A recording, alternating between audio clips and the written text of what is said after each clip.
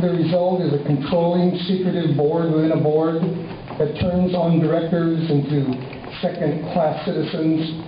The result in a dynamic decommissioning of the majority of the board and determines the board's relationship. They use closed session to protect the board from public response to their poor choices and to avoid criticisms. This is what the Brown Act allows them to do. They use closed session to hide the incompetence of votes of leadership. They use closed session to provide cover for the nefarious deeds of various administrations. While they pretend to care about long-time employees, they are systematically being trashed. While cases are built against them and they are finally fired.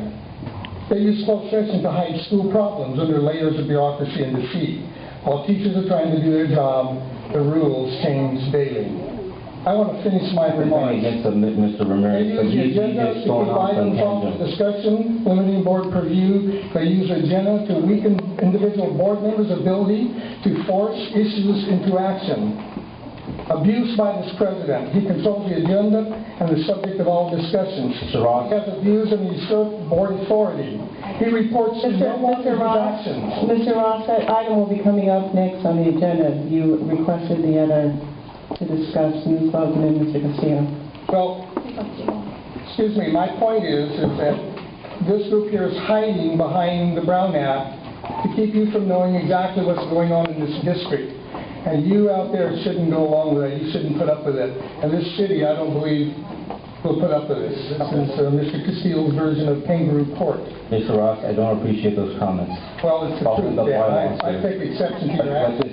We're always hearing about how the administration intimidates employees, and the administration does such and such and so, and the superintendent does such and such so, and we are expected to take that at face value, and we are expected to go forward and investigate all of those claims, whether or not whatever comes of this investigation. It seems to me we can investigate the same thing when a board member does it. I mean, we do the same thing when there are complaints made with employees.